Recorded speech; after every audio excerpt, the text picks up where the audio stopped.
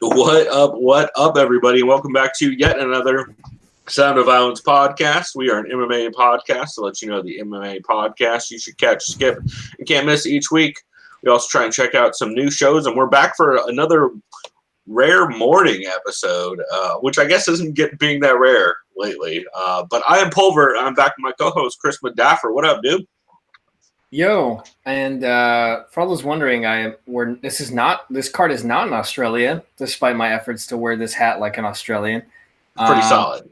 I'm wearing this hat because I'm wearing this hat. I would never wear this hat in public, and I'm wearing this because it shows my vested interest in this card. That's right. Yeah. Chris is chucking shade at the cards via hat choices. Yeah, that's real good. I love this hat as much as I love the card. So, to be fair, I got this at the MLB All-Star game when it was in San Diego 3 years ago. So nice. Well, that's what's up. Well, I guess we'll go ahead and start off with our Papa Vodka presents Doug Stanhope presents our sponsor. There you go. We finally did something that's relevant for video, so enjoy that. But Chris, why don't you start us off with our totally legit sponsor this week? My totally legit sponsor this week is just regular coffee because it's the morning and I don't really want to drink right now. Smart. I also am drinking coffee out of my sweet MMA community mug. I think it's that White Russian coffee again. It's all right. But I do also have on the side, because I'm a goddamn delinquent, I believe it's called a maple pour-over stout. It's an oatmeal stout with coffee and maple syrup. Figured it was very breakfast appropriate. I guess it's brewed by Barreled Souls in Saco, Maine. I don't know. I'll check it out. Sounds bomb. So I'm going to have that here in a little bit. Although realizing now I'm in Santee and it's like 1,000 degrees outside. So that beer is going to be very warm by the time I drink it. Yeah, it definitely will. Cool, man. Well, we will go ahead and keep on moving on. Why don't you go ahead? Let's get into format. So why don't you start us off with the MMA podcast you recommend people catch this week? So I think I have two catches. I'll start with one just to start with. My first one is If I Did It. And I knew this one would be entertaining because of a certain person that was in the news again that we're all desensitized to at this point. That's right. Your boy Johnny Boney Joni, right? Yep. Johnny Boney Jonies brings no surprises anymore. Eugene thinks it's that John wants to remain the big fish in a small pond by staying in New Mexico. He says he should take our advice and move to Los Angeles. But if he did that, he wouldn't be the big fish. He would just be like, oh, aren't you on the Lakers? Aren't you a basketball player? And I was like, that's a really solid point. It is LA. They're all half brain dead over there anyway. They didn't even realize they have a football team. Evidently two. I think there's a second team, but I don't know. I can't remember what they're called. You'd have to help me out there. Anyways. I don't think they have a second team. I don't think they do, huh? If they do, it's dead to me. Yeah, that's just a rumor. Football anyway. Yeah. They said, what excuses will we hear about Jonies next? And why is he committed to all this hell raising? Then they said, when was the last time you thought the prospect of a titty bar was titillating? Then, of course, when you talk about strip clubs and come brothels and that thing, because they just go hand in hand. Alexi talks about he had a friend who's addicted to strip clubs. It's like, what the fuck? How? And he said, oh, he was the son of a preacher. And they said, guess what John Jones' dad was? A preacher. Yep. Okay, this is checking out. Eugene says the only great time I had at a strip club was when I was in Vancouver with my band at the time. And someone said, I didn't just go to a strip club just to go to a strip club. He's like, someone said, oh, they have really good chicken and mac and cheese. And he's like, okay, I'm hungry. That sounds great. Eugene says, while he's eating his chicken and mac and cheese, there's a stripper trying to get his attention. And, he's just like, no, leave me alone. I'm eating. And he said, but there is at one point where she does some sort of move and it actually impresses him. And he just literally raises his arms and goes, yes. And she goes, oh, she's all excited. And he's like, oh, no, that was great. Thanks. And just continues eating. I just thought the mental image that was very Eugene. and I thought that was hilarious. Yeah, Eugene's strip club stories sound exactly like what you think they'd sound like. Yeah. They discussed Chris Cyborg's contract situation and whether she'll want to renew come Saturday, win or loss. Is it going to be like other great champions for Max Holloway who start losing? Or no. I guess you're talking about Cyborg. They're talking about like her, the odds of her actually losing this fight. They say once a champion loses, do they start losing more? Then they talked about, have you ever seen a black MMA fighter that has cauliflower ears? That kind of got me thinking. I was like, Not that kind of a good point. But also, from what I've seen, a lot of the wrestlers that I know of who are black dudes, a lot of them wear headgear. Like, if you look at old pictures of Kevin Randleman or Tyron or anybody, they all have headgear on almost every time. Yeah, DC. I've seen him when he was at Oklahoma State. For that. So I think that might be part of it. Is I think they might wear headgear way more than fucking the Matt Hughes of the world. Well, Matt Hughes is, let's just say he's a shit apple that clearly fell from the shit tree. So nailed it. No surprise there. You mean because he's gleefully told stories of assaulting his younger sister as a kid, or which there's so many different reasons. When he was like 24, he was like, "Oh, let me go destroy a high school kid's party and statutory rape some underage girls." Yeah, that sounds like an upstanding citizen. Yeah, that book is real fucked up. Don't go read his biography because it's real unless you're a sociopath and you want to read about a sociopath, go ahead. But then again, if you're already a sociopath, go get some help. Well, also, if you're a sociopath, you probably aren't interested in other people. Or go ahead and take Matt's advice and go in front of a train. Except this time, don't try to move out. Jesus Christ, we're getting dark in the morning, y'all. I'm kidding. That was a joke. Guys. I'm only going a little bit far, but you just pulled halfway onto the train tracks. Yeah, you know what? I crossed the line. I didn't cross the tracks. So right.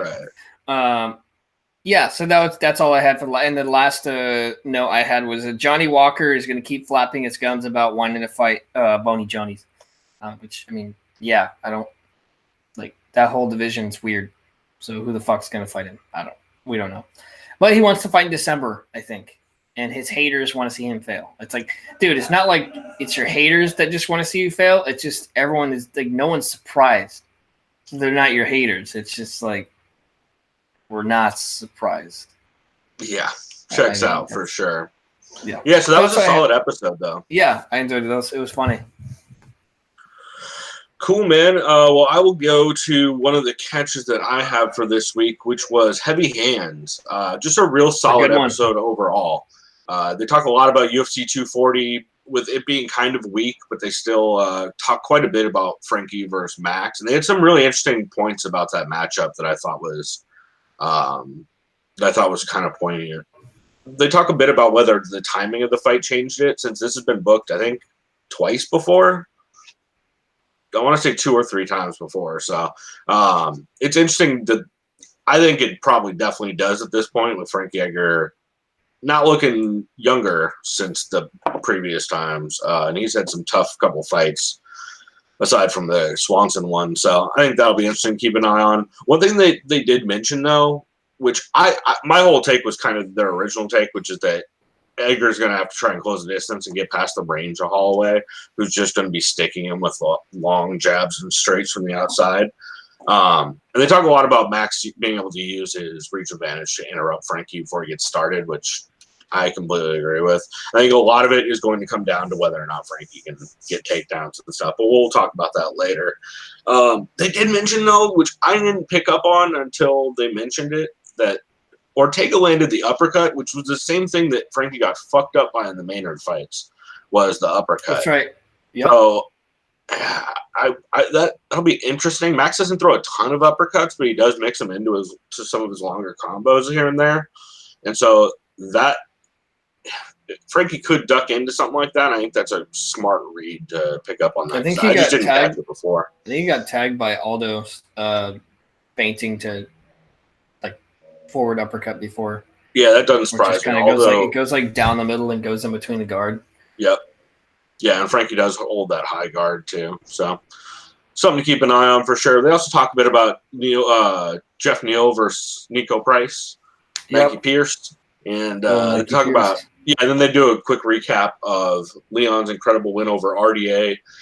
And also, Phil, last week, I believe it was, did bring up that I wonder if Hernandez is going to get the read after the last fight against Cerrone that he needs to become a quote-unquote smart fighter, which is just going to mean him being on the outside and not really throwing and trying to be evasive. Oh, dude, I remember sorry to interrupt. It reminds me, I was at Tap House with my brother and then Trevor, and then the fights were on. I think we were watching that fight. I was watching that fight after work, just on my phone, and I was like, dude, is this the part where like people take out their phones? Like, what the fuck is going on? Yeah, it was rough, for sure. I just thought it was hilarious. I got PTSD from Ngannou Lewis watching the Hernandez fight. I was going to say, it was very reminiscent of that. And I just thought it was hilarious. Phil called that last week. I believe they also talk about, that's right. They described this as Hernandez versus Trinaldo is probably the worst elite lightweight fight ever. Which it might be. It was real frustrating to watch. So overall, just a really solid episode of Heavy Hands. I dug it. I liked it as well. And one thing I'll put is they said Holloway has that fearlessness, such as other fighters like Whitaker and Adesanya do, where they challenge grapplers, even though the status quo is, have they actually fought a wrestler such and such, and then they go in there and prove like we don't give a fuck, dude. Like, which is a good point. And then one caveat, I think it was Phil or Conda mentioned it. They said Holloway took a lot of damage at 155 and now he's cutting again. Will his chin be affected? I mean, we'll see, because they said maybe Frankie will see that triple feint he does to an overhand. I mean, there's a lot of what ifs in general. For sure. And then they said Cyborg versus Spencer looks like a redo of the Evinger fight. So. Yeah, I don't know. I don't know what to make of Evinger in the UFC. Her run in the UFC was so weird because she looked so solid in Invicta. She's still in the UFC, right? Yeah, I think so. I think at the moment. Her last couple of fights, like that fucking JJ Aldrich fight, just weird. Man, I like Tanya Evinger a whole lot.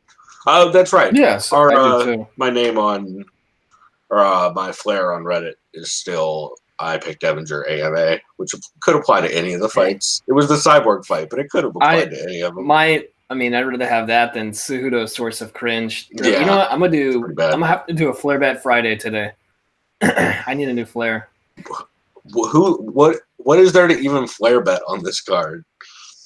Well, I'm gonna come up with something clever, and hopefully, there's someone that's willing to give me something better than the Cejudo source of cringe, and I'm taking that bet 100%. Maybe I'll just say I have Frankie, and then do something ridiculous, and then that means okay, now my odds of getting a new flair are a lot better. Spoiler alert. So yeah, I've got to figure it out. So, anyways, I'll move on to my second catch. And I'm sure this is one of yours, or at least I mentioned co-main event. I like this one. This was actually my second catch as well. The listener mail 364. Stuff. Yep. So listener mail, this is the first note I had. They were wondering about, hey, how about that fight between Juan Adams and Tom Hardy? They're like, yeah, it was great. They're like, this guy must have watched Locke with us last week. I still haven't seen that movie. It looks pretty interesting, though. I haven't either. It sounds interesting. I don't know how it actually plays out. All I know is it's about Tom Hardy's like in a car, and it's just like basically him acting. I think he's going through a divorce or something with his wife, and it's just him on the phone in his car and him reacting to fucked up shit. Yeah, something like that. And sometimes those movies can be good when it's just like a single person in a room, like stuff like Tape, where it's just like a couple characters in a room for a long extended period of time, or like Jerry was a great one, but sometimes they can get very tedious, and I like Tom Hardy, but I don't know if I like Tom Hardy enough to just listen to him talk to himself for an hour and a half or however long that movie is. So yeah, and have like a mental breakdown. I feel like that almost give me anxiety. Like, not because it's like I'm like, what's wrong with this guy? Like, I want this to end. Yeah, I'm sure it's a solid film. I might have to check it out. I don't know. I'm more excited for Point Break next week that they're doing. That shit's gonna be solid. Wait, like they're doing the original, or they're making fun of the shitty remake? No, they're doing the co-main event movie club, I think is what they call it. They did Roadhouse last week, or no, was Roadhouse? Yeah, I guess Roadhouse was last week, and then this week is Point Break. Okay, so back-to-back Patrick Swayze action there. That's right. And since Chad fucking somehow convinced everyone to watch Roadhouse over Point Break last week, Ben Folks was not having it. So he probably used to fuck guys in prison, so that's probably why he wanted to go to Roadhouse. That was probably it. Anyways, G by a leg. Yes, exactly.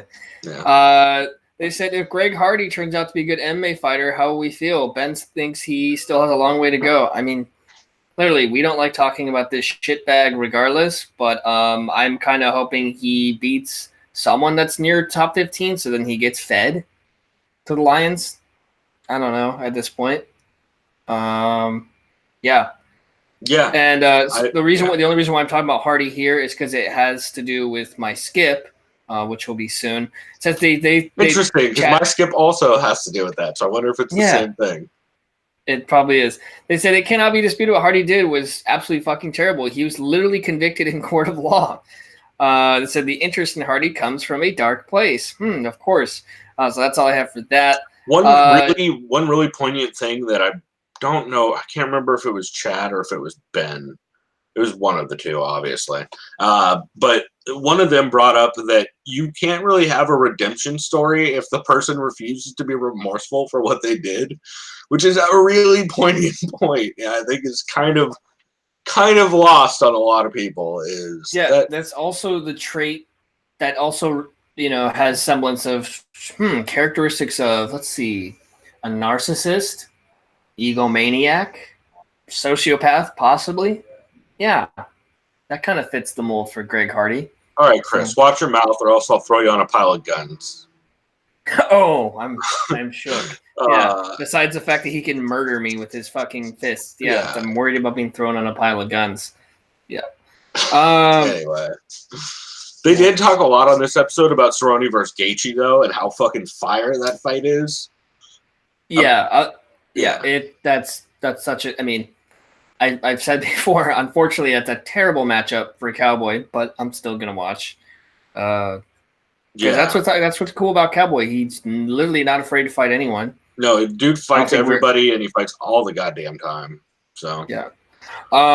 One other note I had, they said I like some of their usernames. They're like, oh, user Peyton Manning. They're like very creative. I believe the Pope also wrote in.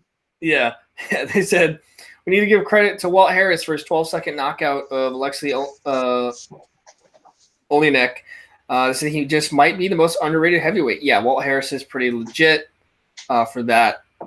Big shout out and props to him. Cowboy versus Gaethje is fantastic. They said, who do you actually cheer for? Because we both like him so much. They said, will people forget about the three-piece Minnesota, or is that forever affiliated with Leon Edwards until he fights Masvidal? I think, yeah. I mean, I think it's until they actually fight. And I'll talk about it later as far as the whole welterweight scope, because I have a certain bonus episode that I'm going to mention later rather quickly because it's pretty fucking funny. So they talk about that. They said, is RDA at this point a springboard for other fighters? They didn't say the term gatekeeper. They said springboard, whatever you want to call it. But they say springboard in the fact that he's not a gatekeeper. He's springboard in that when you beat him, you get put into title contention. Well, I guess that's kind of what a gatekeeper is too, but not really. Gatekeeper kind of usually gets you into the top 10-ish, top 5-ish, when a springboard kind of gets you in the top 5, right? Isn't that kind of how that works? I mean, yeah. It definitely feels like it has different sentiment to it. Ben says he would love to see Dos Anjos go whoop some ass in Bellator. That'd be interesting. Yeah. And people just say that, though. Like, fucking good luck fighting Douglas Lima or any of the top dudes at 170 in Bellator. They're all huge. Yeah, they're just massively. And a lot of them are real solid wrestlers. Yeah. So, yeah. People say that about Bellator, but especially in 155, 140, really 135 to 170. It's like, hey, let's just fucking just discredit Bellator and just dismiss them as just some fucking B league or, Yeah, well, and a lot of it is just because it's a lot of cast offs. So, I mean, I get it, but I mean, it's not like every dude who went over to Bellator is doing fantastic, you know. So, they talk about Brendan Schaub and his very terrible and insensitive tweet about the stripper that John Jones allegedly choked and slapped there was in a certain area. There was a lot. Yeah, I forget. Yeah, was it heavy? No, it was If I Did It that said something about. Anyway, I'm not going to go back to talking about. I think they said John Jones slapping. did his best like Donald Trump impression or something like that. Yeah, but anyways, yeah, Brendan Schaub's like, oh, her name is Cinnamon, so she can't be serious. It's like, what the fuck? Has nothing to do with the allegations and like. And then they said, yeah, Brendan Schaub is clearly a comedian. Like they said, it must have taken him a long time to think of that. Was it that show? I want to say it was that show that had. No, I think they quoted somebody. But anyway, evidently somebody. Oh no, you know what? It was the video where someone did the review of Brendan Schaub's special. And they pointed out how racist the doctor interpretation was. But they also pointed out that I think it was in the video. Somebody at some point, anyway, I'm not crediting it properly, brought up that Brendan Schaub, if you told Brendan Schaub he was going to be a comedian when he was fighting, people would have laughed. But no one's laughing now. Fucking so savage. Yeah, real solid. I love everybody's hot takes about Brendan Schaub this last week. They've been hilarious. My favorite was I forget who it was. Somebody on Twitter mentioned that Brendan, you really can't get mad about people's names because at least her mother could spell hers correctly, which I appreciated that one. It's a lot of good hot takes. Yeah, like as much of a cesspool as Twitter can be, that has some pretty good gems. That's usually how YouTube is as well with the comments. Oh yeah, where it's just hot trash fire and then one cool. The Tony Ferguson meme is still evolving into better and better fucking just examples of that. Yeah. So yeah. So do you have another? I know you said this was another catch. That was my other catch. So why don't we go ahead and do you have a skip for this week? Yeah. So I'll go into this. I'll go. It's a half. Before you start, we should get into the disclaimer, Eugene S. Robinson style. Just because we said to skip your show this week doesn't mean we hate you or we hate your show. Just means it wasn't worth the time that it took to listen to it, or you said some crazy inflammatory bullshit that is unnecessary. So, Chris, why don't you start us off with your skip? So, redirecting back to good old Tom Hardy, Greg Hardy, right? Believe you me, this hilarious. Wasn't even mine. That was a terrible This was hilarious, as always. They did an introduction with Lewis doing what he thinks is an impression of an Englishman, which is it's funny because it's so fucking bad. And then it's even funnier because Michael does his impression of an American accent, at least like a standard. I guess we call it a neutral American accent. Like yours and I's it's pretty much a neutral American accent, right? It's nothing really. You can't really call it California. He adds a little Texas to it. It seems like let's just say he's no Idris Elba. That's all I'm saying. Yeah, as Brendan would say, he's got it. He's not a drawl, instead of a draw, right? Yeah, right. He's definitely got a drawl, Brendan. Yeah. But yeah, it's an accent. Yeah, he has a little Texas drawl on it. They do a video breakdown of Tom Brady in like the Bahamas. I guess he like grabbed his kid too hard, and then like people were like, "Oh, you're fucking. That's not good. You're gonna break your kid's arm." Or I don't know. And then The Rock, Dwayne Johnson, apparently tweeted at him saying, "Hey man, this gives me." It's like, dude, why do you have to? He says like, "You're my brother," and then he's like, "But wait, why would you tweet him? That's fucking stupid." The Rock does some weird, sketchy shit sometimes. Like, dude, just text him. If he's like your home, like whatever. So, The Rock wanted attention. That was weird. You can say that about almost everything The Rock does. Is that The Rock wanted attention. Look how he got famous. So it just stems from that. Shouts out to Vince McMahon. Lewis wonders if Jones had the stripper in a rear naked joke. It's like, really? And then, so this is why I said skip. At the 42-minute mark, Michael starts talking about Greg Hardy. I'm like, okay, cool. They're going to talk about how much a piece of shit he is, right? And he goes, it's unfortunate the controversy is brought up every time we talk about Hardy. First of all, it's not unfortunate at all. It's just part of who Greg Hardy is. So I'm like, okay, that's a little odd, Mike, you're saying that. He says, it's never all right to hit a woman. I'm like, okay, that makes sense. But he's paid the price. Okay, no. Then I stopped listening. I'm like, I'm not even going to hear you try to do mental gymnastics. No. I'm like, okay. So, yeah, poor Greg Hardy. He avoided a prison sentence, and he cashed out on millions he already made in the NFL. That's paying the price? Is that paying the price? No? I don't. Maybe by Dana White standards? NFL standards? I don't understand. Sorry, Michael. Yeah, kind of a head scratcher on that one. So I had to stop listening. Yeah, once he says no. Sorry, no sympathy for me. Well, so that's actually a great segue into my skip, Anik and Florian, episode 210, where Florian does some of John Anik is the only thing I can compare this to is they're both talk about Greg Hardy the way that people talk about Kadyrov.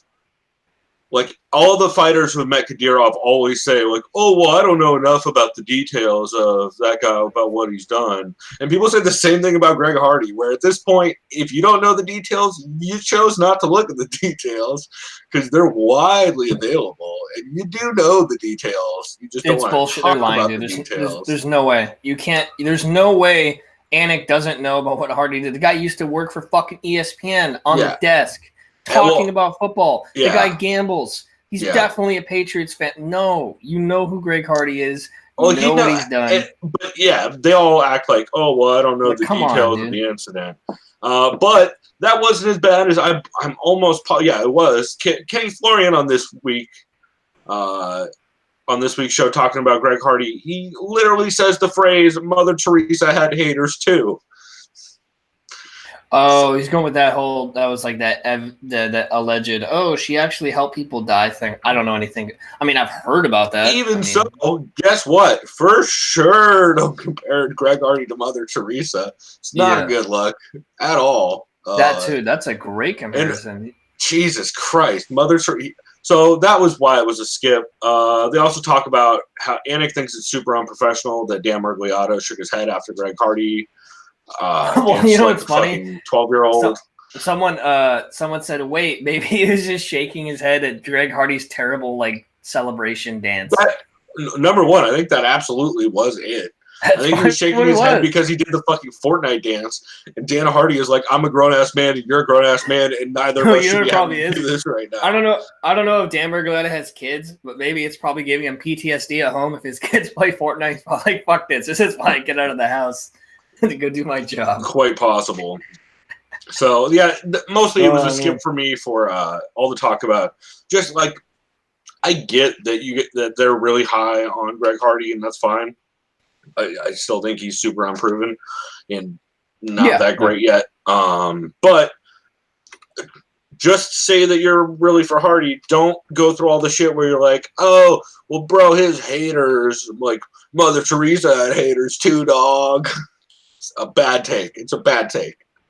So yeah, and I'll say this: the crazy thing is Hardy's at ATT, and his coach is Dean Thomas, so his potential is fucking massive. So fucking Dean Thomas swerving on me. To be fair, I get it. As a dude like Dean Thomas, he's talked about how he went to jail for beating the shit out of a dude with a hammer or something back in the day. Yeah, so I think it was a wrench. Yeah, something like that. So. I get it when it comes to Dean Thomas' standpoint, but really prefer if he wasn't Greg Hardy's coach. To tell you that much. Yeah, this is the thing. Like, I truly believe in second chances. I truly believe people can change, except in this exception, Greg Hardy hasn't shown remorse from what I can read, and he just doesn't seem like he gives a fuck.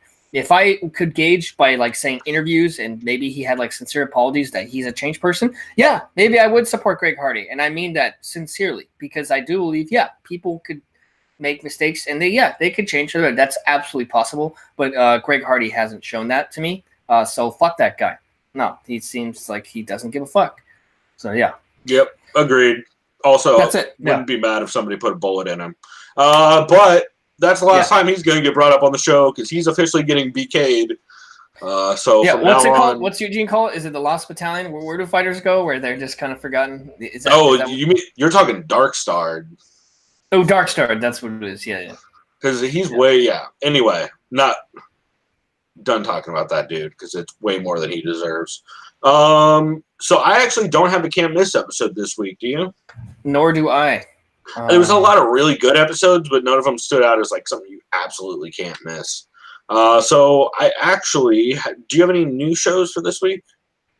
Unfortunately, not. I tried to kind of look for new shows, but I couldn't really find any. Well, that segues in well because I actually have 2 new shows this week, but the first of which is Gross Point Blank, which is Josh Gross's podcast, is now back and on The Athletic, and it's about 44 minutes. And good news for anybody who is not signed up for The Athletic, I believe at least the first episode of everybody's podcast is free. So you can just go and if you go to The Athletic and look up the podcast, you should be able to just listen to the first episode of Josh Gross's show or the Man and the Myth, the show with Sean Al-Shadi and Chuck Mendenhall. I believe they have a couple episodes that are up for free. And then from what I understand, Fernanda's show, when she puts it up, is going to be free for the first episode or so as well. So that's pretty dope. And this feels a lot like Gross Point Blank, but kind of the older episodes of Gross Point Blank from way back on the Sherdog Radio Network days. He opens it just kind of talking about getting back into covering MMA full-time and how weird it's been, and still feeling like MMA is small, even though it's clearly not at this point. He does also talk about that it's just weird for him getting back in the sport and like being in the room at Jackson Link when Holly and John are training the week before 238, stuff like that. Or 239, whatever it was. So it was just interesting to hear his takes on that. He also brings up that he's just glad to be back doing the show solo and doing it on The Athletic. It seems like he's actually really stoked about The Athletic and was really stoked to be doing the show kind of in a different format. So he had an interview with Frankie Edgar, which actually this is going to be our clip for the upcoming break. Is Frankie Edgar talking about what it takes for him to pull out a fight. But good God, Frankie Edgar is a tough motherfucker. But it's just a really solid interview with Frankie. I think it's from about a week or so ago. And he talks a lot about being inspired by Eddie Alvarez and planning on making it just like a grueling, high-paced fight with Max. And it's just really solid overall. Josh also talks a bit about, he previews a little bit of San Antonio since this was taped right before the San Antonio card. And he also talks about ESPN clearly getting behind Greg Hardy. God damn it. So clearly getting behind Tom Hardy. And just a really solid episode overall. I'm excited to see where that show goes because the more Josh starts doing long-form interviews with fighters again, I think there's going to be some really cool shit that he ends up with because he always is willing to ask super tough questions and make it uncomfortable if he thinks it's warranted. And he's also just has a really solid rapport with a handful of fighters. So I think that'll be something interesting to keep an eye on going forward for sure. I mean, I'm glad you mentioned that. I mean, especially coming from a journalist who had his media credentials taken away by Dana. Not only that, Josh Gross has a degree in journalism from San Diego State. Well, I was gonna say, usually people like that who get their credentials taken away are usually willing to take actual risks in the journalism. Yeah, that means you're doing something right. So he's doing something right with his job. He's willing to actually do and cover shit. That's right. Not only that, he's out there saving whales. Good on him. That's fucking important. Save him from the Japanese. Just kidding. I was joking. I believe Dana White called him Josh Save the Whales Gross back in the day before they pulled his credentials. It was around the time when they called Loretta Hunt a cunt and a bunch of other things. So. Oh, great. Yeah, Dana, president of the company, y'all. Still somehow involved. Anyway, so yeah, that was really solid. And then the other new show I listened to, I actually really like it a lot. It's the Run It Back podcast. If you look for Run It Back MMA podcasts, it'll show up. believe they're Run It Back MMA on Twitter, but I'm not positive. If you look at our Twitter, TSOV Pod, I'm going to retweet their latest show because I really liked it. But it's a really solid show. It's 35 minutes, and it's hosted by Sean and Daniel, two Australians. The audio is a little bit echoey for the first episode or two. I think it was worse in the first episode. I think it got better in the second one, if I remember right, because they're 2 episodes in right now. It sounds like they probably have either high ceilings or wooden floors, but it sounds like they moved the mic closer, and that solves some of that. So for the show, they each pick, one of them picks a fight to rewatch that's one of their favorites, and the other one picks a fight that neither one of them has seen before. And then they each pick a fighter who they think is going to win the fight, which is it's just a weird concept, kind of a cool concept. And so the first fight they picked was Conor versus Eddie, which is real solid. The one thing about this show that I wish they did, so during the first episode, they played the audio of the fight in the background, which they did not do in the second episode, and I think it's a good call. It gets kind of distracting, and you can't hear it well enough for it to really add a ton. But the other thing they do is they skip through gaps in the fight. So it's not like MMA Depressed Us or shows like that where you actually queue up with him and watch, or the rewatch with Sean Sheehan on his Patreon. You don't actually like queue up and watch it in line with him at the same time, because they end up cutting out like 30 seconds to a minute here and there of just like lulls in the action or stuff where they didn't have a comment, stuff like that. So it definitely has a different feel. I don't know that I would like it better if they did just sync it up and do it the full time, but figured it was worth noting. But they talk a lot about, actually during the Conor versus Eddie fight, they talk about watching it when they were at a wedding. And like literally as the bride was walking out, they had it up on their phone or on a laptop or something. Just real sketchy. They also talk a bit about what their walkout songs would be and how Misty D2 the Mighty Ducks gets them. It goes a little all over the place, but I really dig it. God, I was gonna say, really solid. I'm glad you mentioned the Mighty Ducks, because I was just on that website, where I get my totally legit authentic baseball jerseys. You could get one for the Ducks, the Anaheim Ducks, but they actually have the authentic Mighty Ducks fucking jersey, like the Kelly Green one from the first movie, and you can get a Gordon Bombay one. I think I'm gonna do it. Good.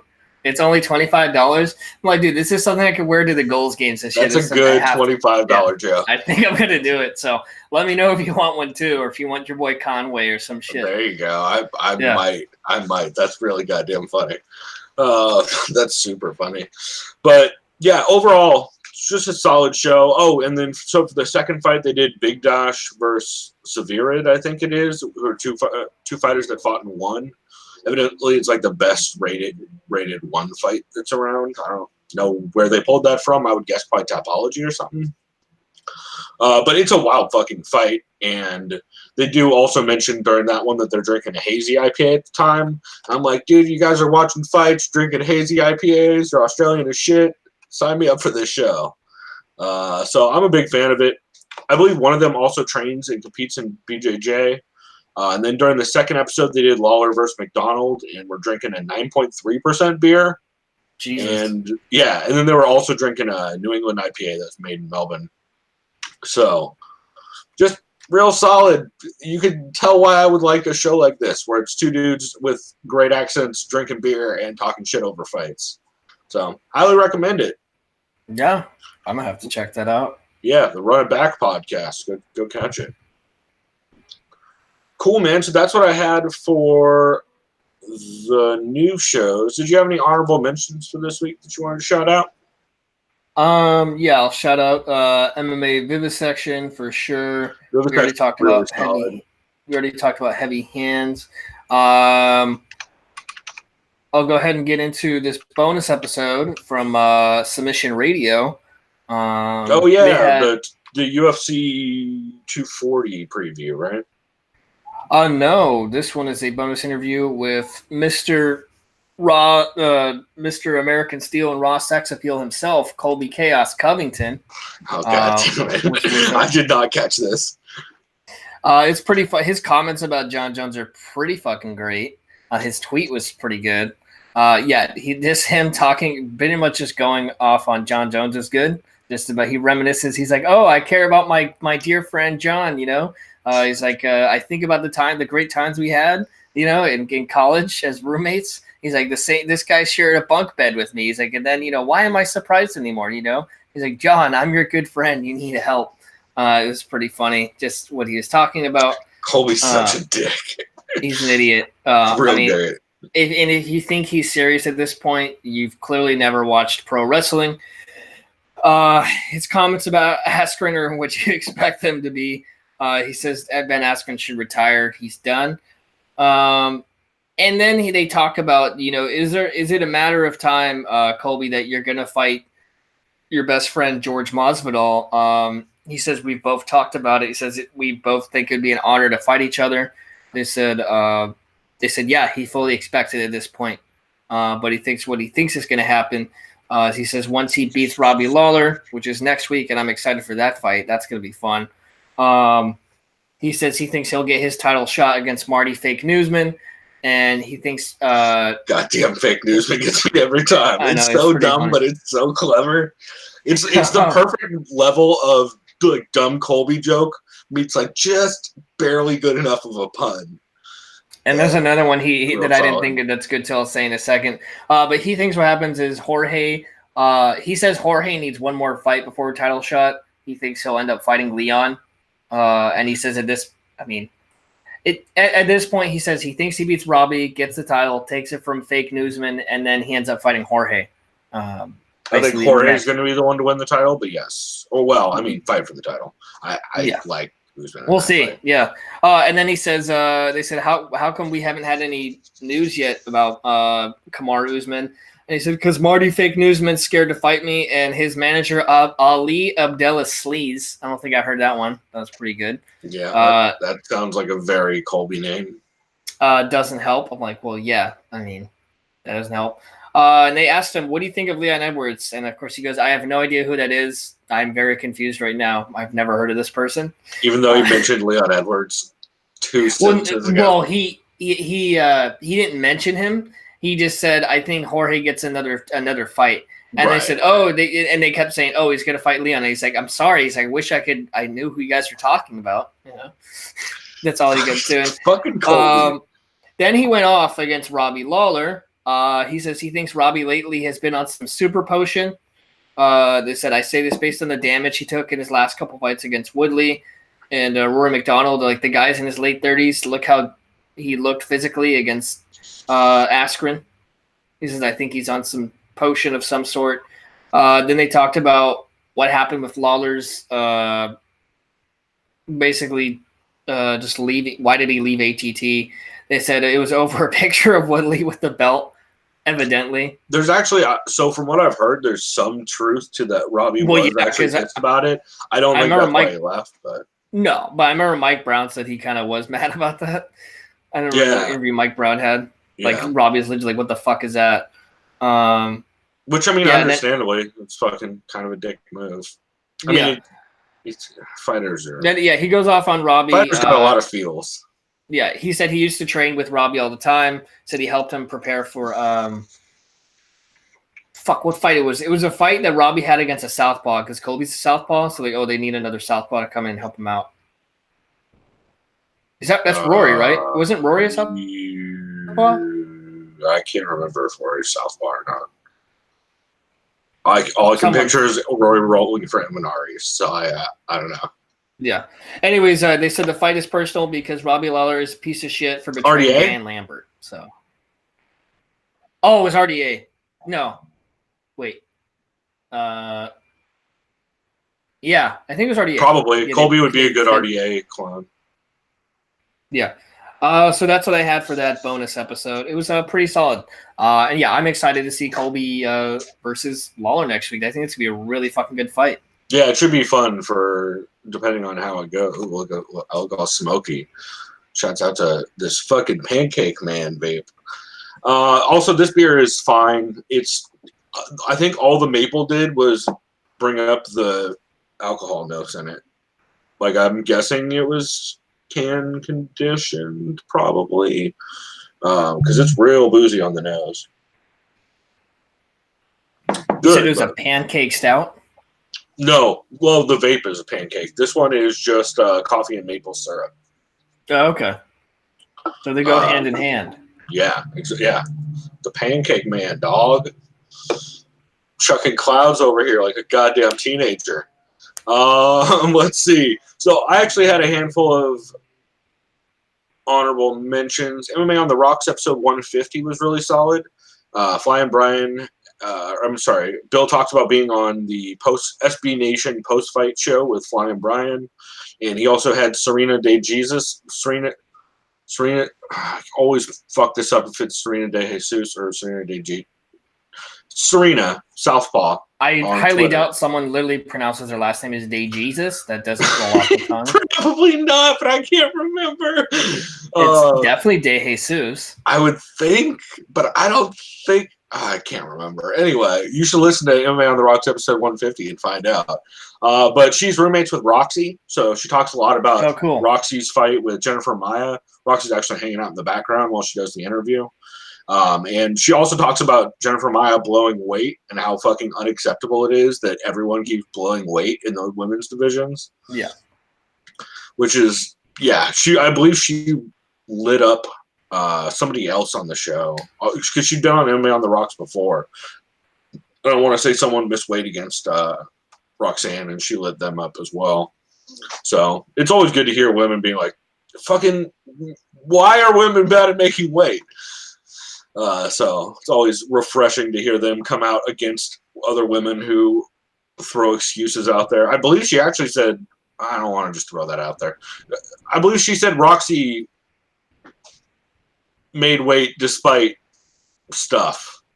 So it's kind of unacceptable that a lot of chicks just blow weight by a couple pounds. I think Maya was like, what, 4 pounds over? Something like 4? That? I mean, she wasn't. It was almost like we can call her a kid's meal at McDonald's compared to Big Mac, but you know. I see what you did there. Yeah. Anyway, they also talk a bit about Edward's strong win over RDA. Olenek. So since Serena was with Roxy during fight week, they were in the place. I think it was probably the PI, but they were doing ice baths and stuff like that. And evidently Olenek right there was in the ice bath room or whatever was showing Serena how to finish an Ezekiel, which is pretty dope. She's like, I like Ezekiels, but I can never finish them. So he just straight up was having her like put him in an Ezekiel and showing her how to finish it, which is pretty dope to hear about that. Serena also says that she was super happy to see Hooker gets KO over Vic since he trains with Lloyd Irvin, which fucking I fucks with that. I thought that was hilarious. It's funny when you phrase it. It's funny when you phrase it like a hooker finishing Vic because of Lloyd Irvin. Yeah, you're right. That's not the greatest way to phrase that.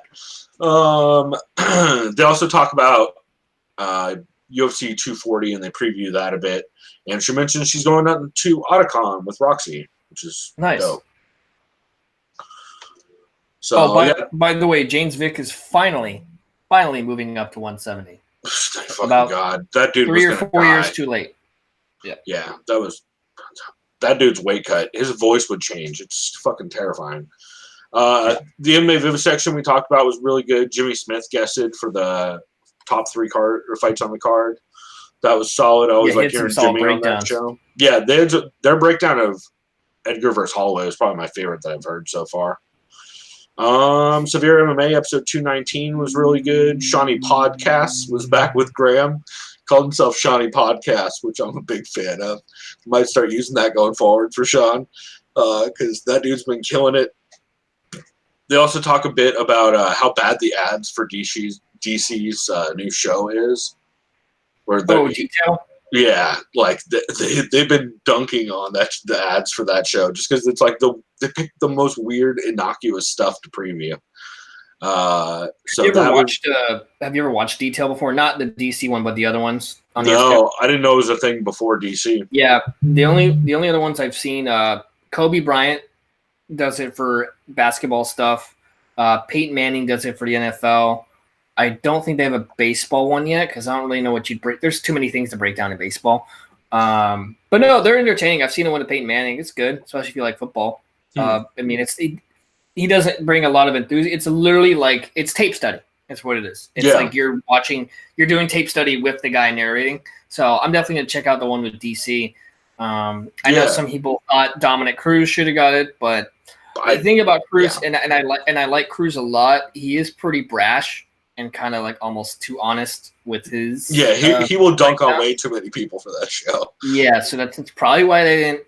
I mean, I'm sure they might have thought about Dominic Cruz, but yeah.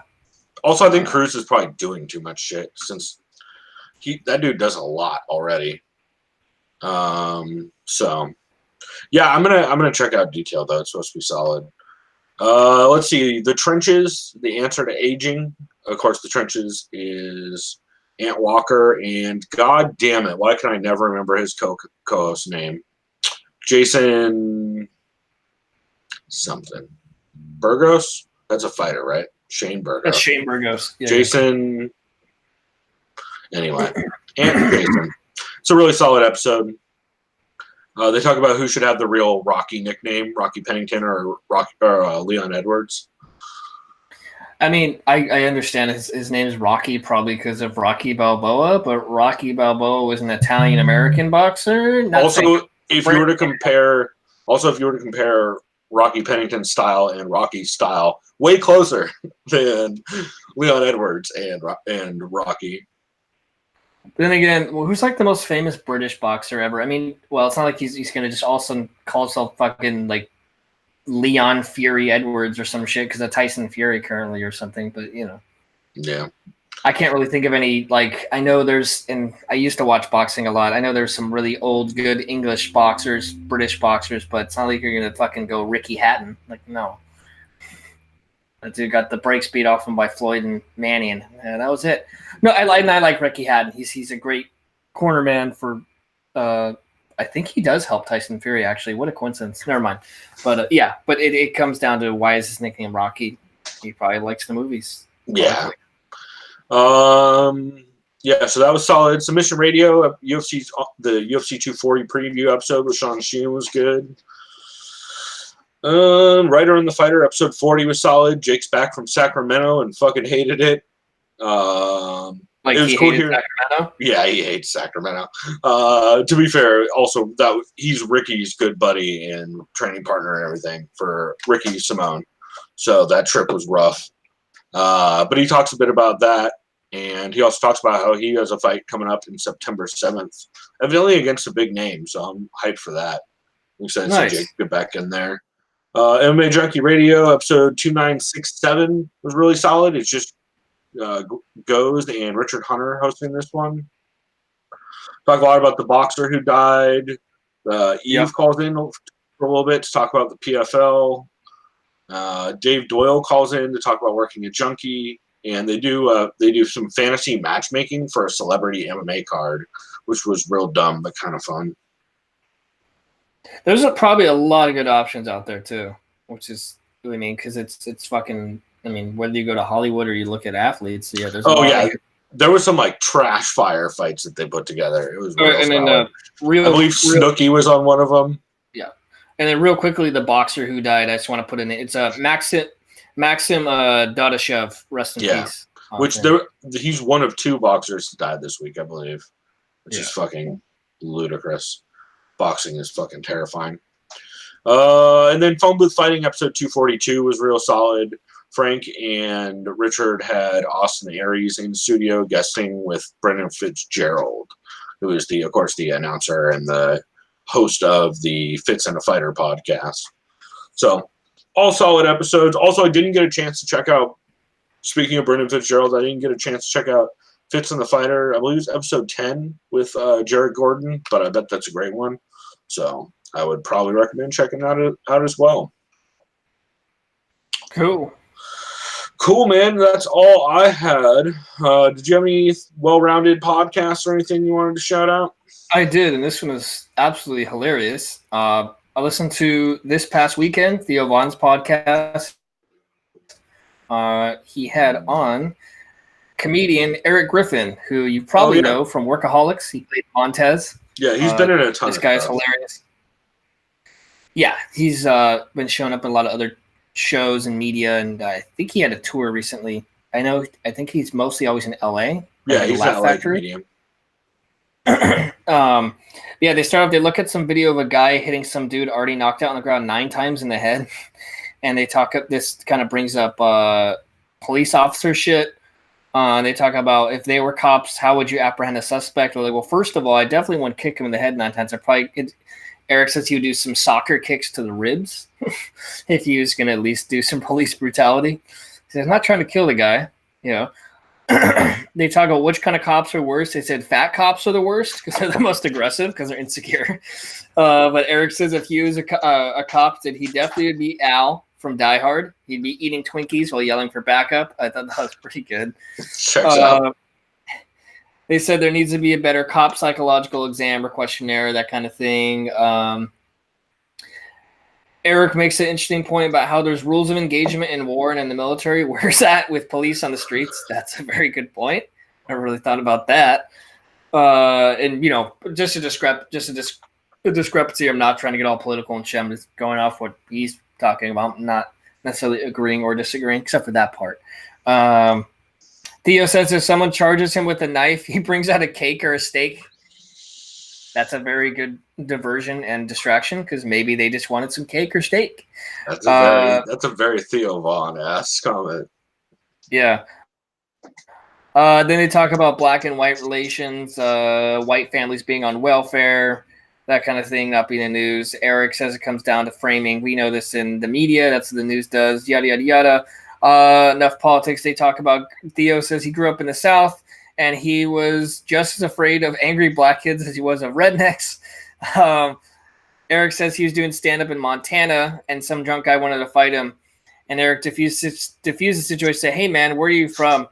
And he's like, I'm from New York. And he's like, New York, huh? Then why'd you come out here? He said, to get away from the ninjas. And Eric says, good job. You did a great, haha, it worked. You know, clearly. And then a lot of stuff they kept going off that I didn't write down because I was doing other shit. But a really solid episode. It was Eric Griffin's hilarious. I got to look him up, see what he's been doing lately. That's what's up. Cool, man. Yeah, I think all I had this week, I've been listening to a lot of The Lapsed Fan, which is always good. Lapsed Fan is the best pro wrestling podcast. I don't even like pro wrestling, but it's just fucking hilarious. And I think that's all I had. So I guess we will go ahead and go on break. Hey, Seamus, come here, bud. Oh. That's right on cue. That's right. So, Seamus, tell everybody we're going to be back. Well, he looks so confused. He looks so upset. I just figured I'd do my best Luke Thomas impression. All right, so we are going to be right back. I'm going to let this dude go outside because he's been bugging me for the last 10 minutes. And when we get back, we're going to be talking about UFC 240. Might also talk a little bit of Ryzen 17. You look so upset, bro. So we'll be back with that. In the meantime, listen to this clip of, what was the clip? Do I remember what the clip was? I said it earlier. Right. Gross Point Blank, where Frank Yeager talks about what it takes for him to pull out a fight. We'll be back.